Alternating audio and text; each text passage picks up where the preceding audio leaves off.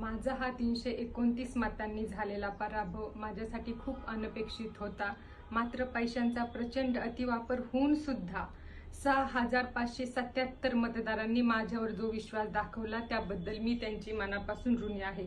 या निवडणुकीमध्ये पैसा जिंकला, बोगस मतदान जिंकले आणि माणूस हरला हे स्पष्ट आणि कटू वास्तव सत्य आहे।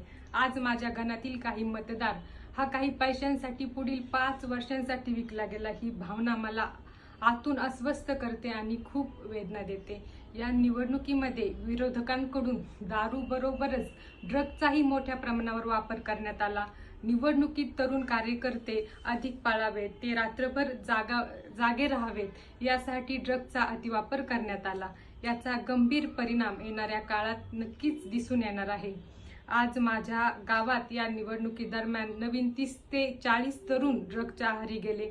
तरुण पिढी अशा प्रकारे बर्बाद होताना पाहणं हे माझ्यासाठी अत्यंत चिंताजनक आणि दुःखद आहे। आजच्या राजकारणात विकास कामे, लोकांचे सुखदुःख, वैयक्तिक प्रश्न, पक्षनिष्ठा किंवा व्यक्तिनिष्ठा यांना कोणतीही किंमत उरलेली नाही। दुर्दैवाने आज कोणता उमेदवार जास्तीत जास्त पैसे वाटतो हेच निकष ठरले आहेत। म्हणूनच आजची परिस्थिती अशी झाली आहे की ज्याला राजकारण करायचे आहे त्यांनी आधी पैसा कमवावा आणि तो निवडणूक आली की त्यामध्ये वापरावा, जिंकून यावे आणि पुढील 5 वर्षे मतदारांकडे पाठ फिरवावी, त्यांची कोणतीही कामे करू नये। आणि ज्याला राजकारण करायचे नाही त्यांनी आपल्या कुटुंबाकडे लक्ष द्यावे, कुटुंबाला वेळ द्यावा, घर सांभाळावा आणि प्रामाणिकपणे पैसा कमवावा।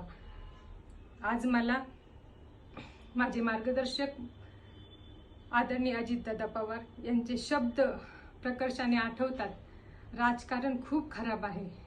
जय हिंद, जय महाराष्ट्र, जय राष्ट्रवादी।